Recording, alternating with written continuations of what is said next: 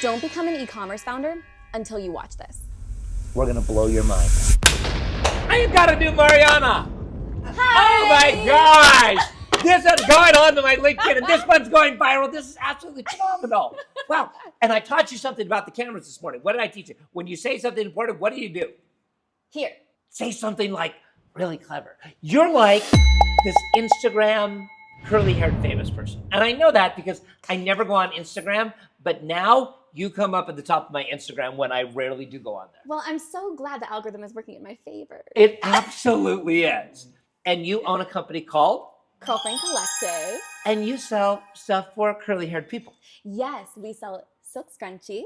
We met. You said, I want to be big. I want to grow. I want to have a much bigger company. And I said, well, fucking do it. Let's go. And Maverick said, test, spend more money, grow quicker. You started doing that. You got rid of your agency. And now you think you're going to double next year? For sure, if not more. Oh, triple next year? I would like to see it, especially with the new products that we have coming. I think it's possible, yes. Okay. So have you aligned yet what you're going to do each month next year? No, not yet. You're getting late. You're getting late. You got to do it. Why? Why? Because it's a practice. Do you know who Seth Godin is? Enlighten me. He's a writer. He writes books about brand and about marketing, okay? He writes a blog every morning for like 20 years. And he doesn't call it writing his blog. He calls it practice. Because by doing that, he sees things more clearly in his day-to-day life, right? So the more you say, here's next year, here's what the months are, right? You're not making a plan. You're practicing in visualizing how to get there. And then each day you're learning more things. So when you go back to it, you're saying, no, I think February could be bigger because I think this product could come and be placed in for Valentine's Day. Okay, I do this in a lot of other areas of our business where it's think it, say it, write it, yell it literally. I love that. I love that. Now put it on the framework, right? Put it on the framework of what you're going to do. Okay. You should have a number. I think the reason I haven't done that is because we have been growing so rapidly that my expectations continually change and get larger. That's the beautiful thing about the practice, right? Yeah. Everyone gets upset with me because I change our numbers. Like, no, you told me we're going to do this many millions. Now we're going to do more? Yeah. And I'm like, of course we're going to do more, Why right? not? They're fluid. They're always changing. Yes. You can always make more than those, right? But our brains are so stinking strong that if you make it too low, you will make that happen. I've heard this before. If you say I'm going to make $100,000 this year, most people will work their ass off and make $93,000. Right. Like just short of it, okay? If you say I'm going to make $1 million, they'll make 220,000. They'll fall short, but they'll be way ahead of it. But they'll have an easier vision of how they're going to do $2 million and $3 million. So I want you to write that out as soon as possible. We have every day's projection for the entire year, like every day. Every single day written out. Do you have all of your marketing plans figured out too, that far ahead? No, we make that shit up.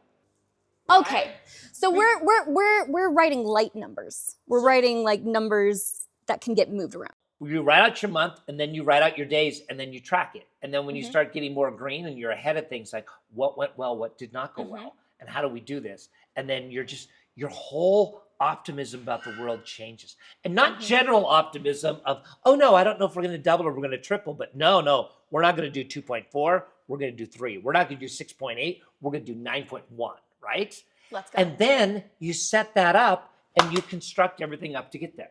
We're gonna work with you on that one. It's gonna be great, right? Let's do it. How long have you run your company? 3.5 years, almost 4 in November. You're gonna do over $1 million in sales. You took a pay cut to start this company. Oh yeah. How much were you making as a curly-haired girl influencer? So I think money clarity and money openness is very important. I think so too. Yes. I tell Skater Boy that all the time. Talk about money. I think it's very important. So background, it started out 6-7 years ago as a content creator, teaching people curls, okay? And so the 2 years, 21 and 22, I was making about $400,000 a year. $400,000 a year as an influencer, selling curls. Basically, the main way you make money as a content creator is by repping other people's brands. They hire you for a video or a photo or whatever it is, it's a post, and they have a set rate, you have your deliverables, marketing, right? So that's the biggest way, and it's very lucrative. Here's the thing though, I like a challenge. Yes. And so at that point, I was feeling in 2021 like I wasn't quite being challenged enough, and I love to create. So I wanted to do something that was for the 500,000 people community-wise that I had built over the last few years, and built Curlfriend Collective and started that in November 21 with literally one scarf and 2 scrunchies. And we did $250,000 our first year. Yeah, that's just with crazy. Zero advertising. I know. All organic. I know. Now, this is crazy. So you're making 400 and then you started a business and that business is making not even close to that in profit, right?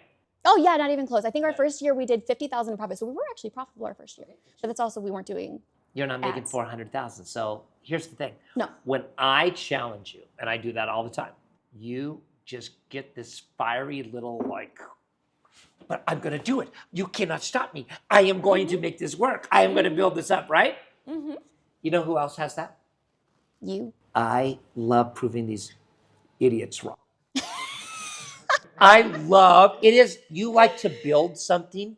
You have people, employees, they rely on you, and you're like, I want to take this company and I want to grow it, right? Mm-hmm.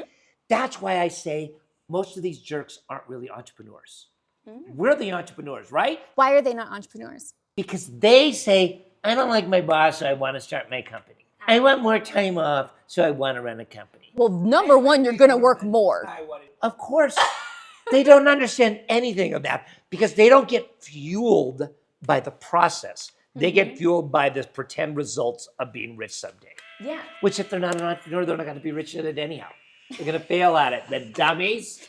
My favorite part about running this business is I feel like I'm constantly unlocking a puzzle. And it's like, oh, I got one more piece and I'm that much closer to figuring it out. Even though I don't know that you ever fully figure it out, I feel like it's kind of an infinite puzzle. Without a doubt. I have done now $500 million in sales online. And That's a lot. yeah, it doesn't feel like a lot. You know, it feels Because your like a lot. expectations have changed. Yeah, expectations have changed. I feel we're just learning. Every month, Maverick and I come through with a new breakthrough. We're just like, oh shit, this would have been nice to know. But then when you talk to people who only know a tenth of what you know, you're like, wow, we see the world. We see the map of the world. They just see little places, right? But we're still learning more and more. And he told me the funniest story. Oh my God, I love this. He said he'll talk to somebody at like these big events. And for the first minute or two, he's like gauging to see maybe they're like an internet marketing genius and they're going to know like 1,000 times more. But after a couple minutes, he's like, okay, they're like Just everybody else. They're just like pretending. That right there. So many people, it feels like pretending. Well, they know more than most people, but it doesn't mean they understand the concepts of everything that you have to take to build the company. You run this whole thing because your personality is like mine. You're just like, gobble, gobble, gobble. I want to run the whole thing and you control it. You're the face of it. You're this, you're the ideas. You're the product, right? Well, she's pretty enough to be the face of it, Curtis. Yes, but she chooses the products, like what she does. Like, oh my God. I design the products. I come up with what the problem, I understand what the problems are. I pay attention to what our community is asking for and what they're wanting, not just one or two people. And then you because do that's our the- It hair. is your greatest Yes. advantage and disadvantage that you're doing all of these things. I know. But you understand the product. So when you understand the marketing and you start working with the marketing people, it's different than just marketing. We were in Austin and we're out on the deck talking to these folks. One of them was doing like 6 million and now Mavericks, they're doing like 50 million. That's amazing. And they said, what's the key? And he said, Curtis knows all the product and the marketing, and I know the product and the marketing. So we talk about it together. We don't create a product and then hand it to marketing and say, sell the shit. We develop a product, what product we think is going to sell from scratch. We're like, what could we make and put in there that's going to maximize? And then we do it fast, fast, fast. Boom. That's what it comes down to. So you have that advantage. The disadvantage is you have to keep your eyes on everything, right? Exactly, which I'm currently working on offloading my 80%. Well, the good news is she's got really big eyes. So it's easier to keep her eyes That's the good on news. everything. That's the good news. Yeah, you got to keep, here's the thing. Running a company is like not grasping on too tight and not too loose, right? Yeah. It's just like this thing. No, but I'm gonna ask. Like, it did happen to you at some point too, and you had to start letting go of things. Mm-hmm. Did Yeah. it? No, I'm good at letting go of things. Do you think that's true? She's As giving she me a smiles dirty smugly. look. Yeah. She's smiling No smugly shit. over here. Do you think I can let go of things? No. Yes, I can.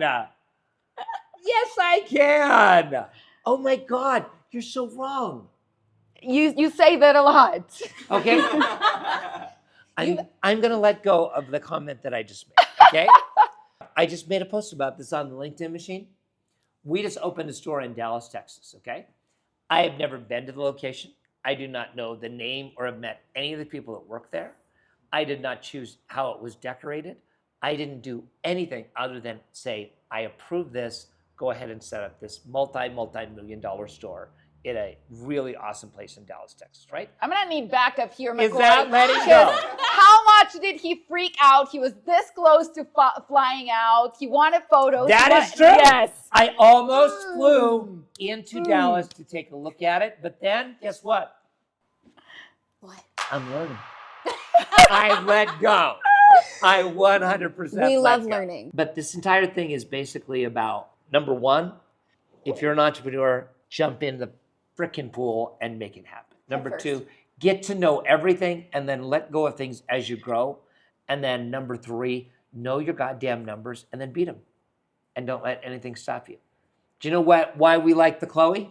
Because Why? she's amazing. She's a go-go gadget copter. She's going to get the shit done. And you Yeah. know that because every time I give her any hesitancy of doubt, she shuts up a little bit more and puts up her fists and say, I'm like, going to prove Nope. that to you, right? Yeah. You will not outwork me. You will not beat me. If you're that person, if they're that person, do your own thing, man. Build it up.